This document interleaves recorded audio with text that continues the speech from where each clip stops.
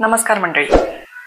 आम्लपित्त हा शब्द प्रत्येकाला परिचयाचा आहे. काहींना वारंवार होते, काहींना खाण्यापिण्यात बदल झाले तर त्या कारणाने देखील आम्लपित्ताचा त्रास झालेला आढळून येतो. सामान्य भाषेत आपल्याला वरच्या वर आम्लपित्त हे पित्त झालंय किंवा ऍसिडिटी, हायपर ऍसिडिटी होणे हे शब्द देखील परिचयाचे आहेत. सामान्य भाषेत ते आम्लपित्तासाठीच वापरले जातात. मग हे आम्लपित्त कमी करण्यासाठी, हा वारंवार होणारा त्रास कमी करण्यासाठी कोणत्या उपाययोजना घरातच करता येतील का, किंवा कोणत्या गोष्टी टाळल्या तर आम्लपित्त होणार नाही किंवा हा त्रास कमी होईल, हे आज आपण या व्हिडिओत पाहणार आहोत. पण तत्पूर्वी आम्लपित्त कशामुळे होतं हे जाणून घेणं खूप महत्वाचं आहे. तर थोडक्यात आपण बघूया की आम्लपित्त कशामुळे होतं. आम्लपित्त याच्या नावातच आहे की हा पित्ताचा व्याधी आहे. शरीरात चांगलं पित्त म्हणजे वात, पित्त, कफ हे जे दोष आहेत ते शरीरात असतातच. त्यातील पचन होण्यासाठी पाचक पित्त काम करतं. हे चांगलं पित्त आहे. पण आपल्या खाण्यापिण्यातून किंवा काही वाईट सवयीतून किंवा जर चुकीचा विहार घडला, आपल्याकडून आहार घडला, तर त्यातून हे पित्त दूषित होतं. आणि हे दूषित झालेलं पित्त अनेक पित्ताच्या वेगवेगळ्या व्याधी निर्माण करतं. त्यातीलच एक आम्लपित्त. आयुर्वेदामध्ये आम्लपित्त हे 2 प्रकारात सांगितलेलं आहे. शरीराचं जर आपण 2 भागात विभाजन केलं शरीराचं, नाभीपासून वरचा भाग आणि नाभीपासून खाली. नाभीपासून वरच्या भागात जे आम्लपित्ताची लक्षणं दिसतात त्याला ऊर्ध्वग आम्लपित्त, आणि नाभीपासून खालच्या भागात जी लक्षणं उत्पन्न होतात आम्लपित्ताची त्याला अधोग आम्लपित्त असं आयुर्वेदात वर्णन आहे. आता हे आम्लपित्त कशामुळे होतं तर मी तुम्हाला एक त्रिसूत्री सांगते. हे जर तुमच्या पक्क लक्षात राहिलं तर हे आम्लपित्ताचा हा त्रास तुम्ही या पद्धतीने काही गोष्टी सुधारून हा आम्लपित्ताचा त्रास तुम्ही घालवू शकता. ही त्रिसूत्री म्हणजे हरी, वरी आणि करी. हरी, सतत असणारी घाई, आणि या घाईमुळे आपल्या जेवणात लक्ष नसतं. ते जेवणही घाईत होतं, आपण काय जेवतोय ह्याच्याकडेही लक्ष नसतं. इतक्या स्पीडमध्ये ते खाल्लं जातं का ती व्यवस्थित चावलं जात नाही आणि पोटात ते अन्न तसंच खूप काळ पडून राहतं, अपचन होतं आणि त्याने पित्त दूषित होऊन मग आम्लपित्ताचा त्रास होतो. वरी, वरी म्हणजे चिंता, कामाचा ताणतणाव, स्ट्रेस, टार्गेट, डेडलाईन्स ह्यांच्या मागे आपण सतत लागलेले असतो. त्यामुळे एक प्रकारे मनावर आलेला ताण, किंवा विद्यार्थी दशेत एक्झाम्स असतात तर त्याचा, परीक्षेचा ताण, काही व्याधी लागलेल्या असतात आपल्या शरीराला आणि त्यांची चिकित्सा चालू असते, तर ती व्याधी बरी कधी होईल हा देखील एक मानसिक ताणच आहे. जर सतत अतिचिंता एखादा माणूस करत राहिला तर त्यामुळे देखील पित्त दूषित होतं आणि आम्लपित्त, हायपर ऍसिडिटी सारखे विकार सुरू होतात. आणि तिसरं म्हणजे करी, स्पायसी फूड, स्पायसी करी, खूप तर्रीयुक्त, तेलकट सतत खाणे किंवा मसालेदार, चमचमीत खाणं ह्यामुळे देखील पित्त दूषित होतं, अपचन होतं आणि शरीरात ऍसिडचं प्रमाण वाढून आम्लपित्तासारखे व्याधी सुरू होतात. ही त्रिसूत्रे जर तुम्ही व्यवस्थित सांभाळली तर तुम्हाला आम्लपित्ताचा त्रास जरूर कमी होईल. तसंच आयुर्वेदानुसार अध्यशन म्हणजे भूक नसताना खाणे, वारंवार खाणे, जिभेला तृप्त करण्यासाठी आपण वाटेल ते खातो. पोट जरी भरलं असलं तरी मन भरत नाही ज्याला म्हणतो, तर अशा प्रकारचं जर तुमची खाण्याची सवय असेल त्याने देखील, अन्नाच्या अतिसेवनाने देखील पित्त दूषित होतं. अनशन, अनशन म्हणजे व्रतवैकल्य असतील किंवा काही जण उपास करत असतील तर हा उपास योग्य प्रकारे कसा करायचा. उपास म्हणजे हा एक लंघनाचा प्रकार आहे. लंघनाने शरीराला लाघवता येते, शरीर हलकं होतं. अजून असे बरेच लंघनाचे फायदे आहेत. पण हा उपास जर आपण चुकीच्या पद्धतीने केला तर लंघनाचे फायदे न होता दुष्परिणाम दिसून येतात. दीर्घ काळ उपाशी राहिलो आपण, भूक लागलेली असतानाही जर खाल्लं नाही तरी पित्त वाढतं शरीरातलं.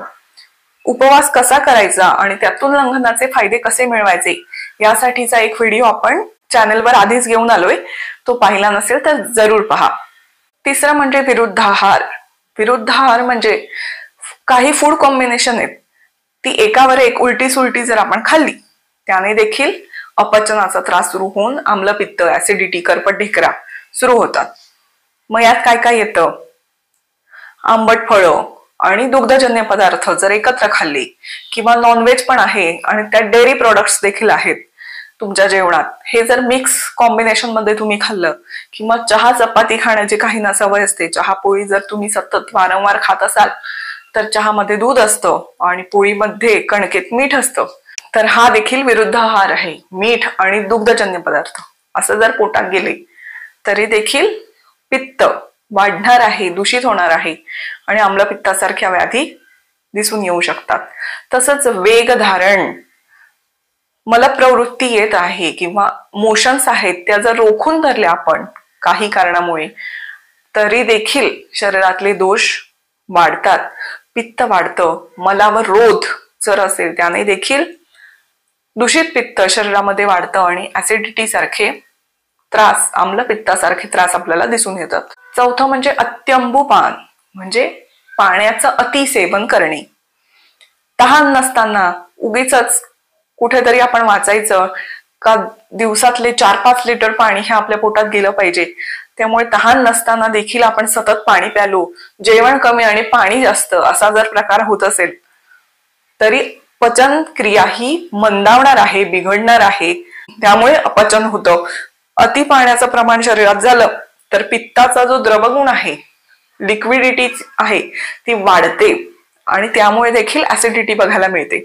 किंवा कमी प्रमाणात पाणी पिणे, म्हणजे तहान लागली तरी पाणी पित नाही होत किंवा एखादा कोरडा पदार्थ आपण खाल्लाय त्याच्यावर पाणी प्यालं नाही, अशी कारणं देखील आहेत. किंवा वारंवार अमूत्र प्रवृत्ती होते, प्रवासात असू आणि पाणी पिण्याचं टाळतो, तर शरीरात पाण्याचं प्रमाण, पाणी सेवन हे देखील खूप महत्वाचं आहे. अति प्रमाणात आणि कमी प्रमाण हे दोन्ही चालत नाही. तहान असेल तितकं ती तहान भागवण्या इतकं पाणी तर आपल्या पोटात गेलंच पाहिजे. आयुर्वेदात जेवताना सॉलिड फूड किती असावं, लिक्विड फूड किती घ्यावं याचा एक सोपा नियम आहे. त्याचा सविस्तर व्हिडिओ देखील आपण केलेला आहे. म्हणजे लिक्विड फॉर्म, द्रवपदार्थ किती घ्यावेत, सॉलिड फूड किती घ्यावं प्रत्येक जेवणात, हे जर तुमच्या लक्षात राहिलं तर तुमचं पाण्याचं आणि सॉलिड फूडचं प्रमाण हे व्यवस्थितच राहणार आहे. यासाठी आयुर्वेदात एक छान सोपं सूत्र आयुर्वेदात सांगून ठेवलेलं आहे. तो व्हिडिओ जर पाहिला नसेल तर तो जरूर पहा. तसंच पाण्याचं प्रमाण शरीरातलं कमी झालं तरी देखील पित्ताचं कॉन्सन्ट्रेशन आहे ते ऍसिडचं कॉन्सन्ट्रेशन शरीरात वाढतं आणि उष्णता शरीरात निर्माण होते आणि त्यामुळे देखील पित्ताचा प्रकोप होतो, आम्लपित्त दिसून येतो.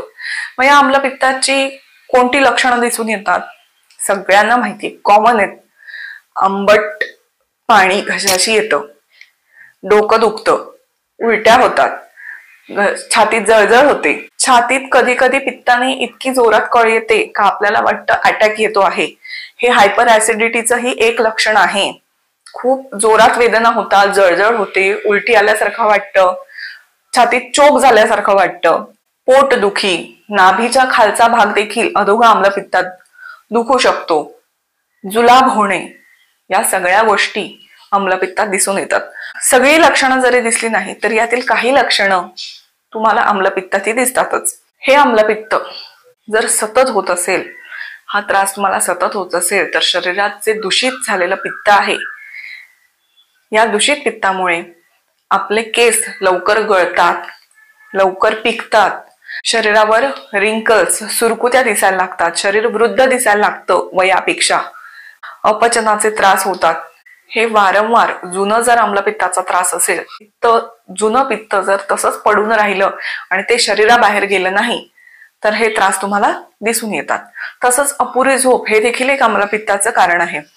तुम्ही खूप वेळ जागताय काही कारणांमुळे, कामामुळे देखील असेल किंवा तुम्ही बिंज वॉच करत असाल, खूप वेळ टीव्ही बघणं, स्क्रीन टाइम आहे, रात्रीचं काम आहे किंवा लेट नाईट पार्टीज आहेत, ते जर तुम्ही करत असाल आणि कोणत्याही कारणाने झोप ही रात्री तुम्ही खूप लेट झोपताय आणि लवकर उठताय तर ह्या गोष्टीने देखील हे चक्र आहे आणि त्याने देखील ऍसिडचं प्रमाण शरीरात जास्त सिक्रेट होतं आणि ऍसिडिटी दिसून येते. मग पथ्य काय पाळायची? तर जे आपण हरी वरी करी म्हटलंय ते सूत्र सांभाळायचं. त्याचं सगळ्यात महत्वाचं, अपचन कमी करण्यासाठी जर तुम्ही खूप वेळ दीर्घकाळ भुकेलेले असाल तर असं करायचं नाहीये. जेवणाच्या वेळा ठरवून घ्या. वेळेवर जेवायचं आहे. जेवताना हळूहळू, खूप सावकाश नाही, खूप फास्ट नाही, व्यवस्थित चावून जेवण ग्रहण करायचं आहे. एकाग्रतेने जेवण जेवणं खूप महत्वाचं आहे. डोक्यात खूप विचार चाललेत, जेवणात लक्ष नाहीये, असं करून चालणार नाही. एकाग्रतेने जर तुम्ही जेवलात तरच त्या अन्नाचं पचन व्यवस्थित होऊन शरीराला पोषण होणार आहे. तसंच काही पदार्थांमुळे देखील पित्त वाढतं, ऍसिडिटी वाढते. यात डाळींमध्ये विशेषतः तूर डाळ यामुळे पित्त वाढतं, किंवा काही पालेभाज्या आहेत जसं मेथी, शेपू या भाज्यांमुळे देखील पित्त होतं. मसालेदार पदार्थ, तेलाचं, स्वयंपाकात तेलाचं प्रमाण जर जास्त असेल तर या तेलकट पदार्थांमुळे देखील पित्त वाढतं.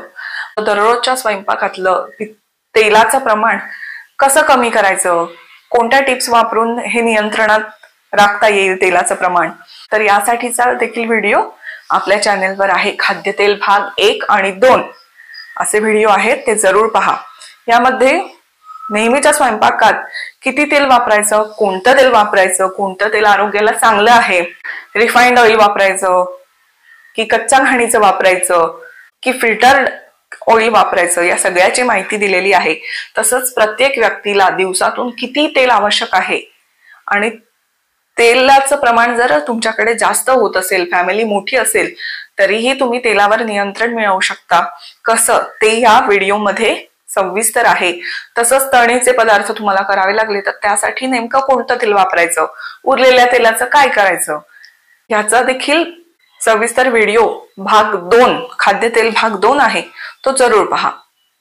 तेलाचं प्रमाण मेन कमी करायचं आम्लपित्तासाठी. तसंच मसालेदार चमचमीत पदार्थ किंवा तुमच्या जेवणात, स्वयंपाकात जर काळा मसाला किंवा खडा मसाला, ज्याला मिरे, लवंग, दालचिनी म्हणतो, त्याचं प्रमाण जास्त असेल किंवा सतत वाटण लावलेल्या भाज्या किंवा आमट्या जर सतत होत असतील तर ते देखील उष्ण तीक्ष्ण आहे. शरीरात उष्णता वाढते, पित्त वाढतं आणि ऍसिडिटीचे त्रास सुरू होतात.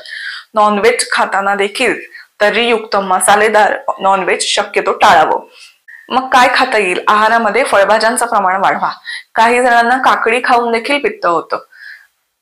हे आपण लक्षात ठेवायचं आहे. कोणता पदार्थ खाल्ल्यामुळे आपल्याला पित्त जास्त होतं तो पदार्थ आहारातून कमी करावा, त्याच्या जागी दुसरा पदार्थ घ्यावा. तसंच तांदूळ, नाचणी, राजगिरा हे पदार्थ स्वभावतः थंड आहेत, त्याचा वापर तुम्ही अधिक करू शकता. बाजरी, हुलगा म्हणजे कुळीथ हे पदार्थ उष्ण आहेत, यांचा वापर आम्लपित्त वारंवार होतं, त्यांनी कमी करावा. फळभाज्या, भोपळा, दोडके, पडवळ यासारख्या भाज्या तुम्ही जास्तीत जास्त प्रमाणात घेऊ शकता. तसंच फळांमध्ये आंबट फळांचं सेवन कमी करावं. सुक्या मेव्यात देखील तुम्ही मनुका, अंजीर, जर्दाळू यासारखा सुकामेवा जरूर खाऊ शकता, याने पित्त कमी होईल. पित्त झालं की आपण दूध पितो, पण ते कधी प्यायचं याचा देखील एक नियम आहे आणि कसं प्यायचं. थंडगार दूध जर तुम्ही प्यालत आणि ऑलरेडी अपचन असेल तर ते दूध पचत नाही. त्यामुळे दूध किमान कोमट करून घ्यावं, त्यात थोडीशी सुंठ आणि खडी साखर टाकून ते दूध घ्यावं. याने तुमची ऍसिडिटी कमी व्हायला मदत होईल. सुंठीमुळे ते पचायला हलकं होईल. त्यामुळे थोडीशी चिमूटभर सुंठ आणि थोडीशी खडी साखर टाकून हे दूध तुम्ही जरूर पिऊ शकता. तसंच फळांमध्ये डाळिंब, कोकम, आवळा यासारखी फळं जी पित्त कमी करतात ती तुम्ही दररोजच्या आहारात वापरू शकता. स्वयंपाकात देखील आमसुलं कोकमचा वापर करू शकता. कोकम किती औषधी आहे याचा देखील व्हिडिओ आपल्या चॅनेलवर आहे, तो जरूर पहा. तसंच आवळ्याचा वेगवेगळ्या फॉर्म मध्ये तुम्ही आवळा सेवन करू शकता. खारवलेला आवळा किंवा आवळ्याच्या सीझन मध्ये तुम्ही डायरेक्ट आवळा सुद्धा चावून खाऊ शकता.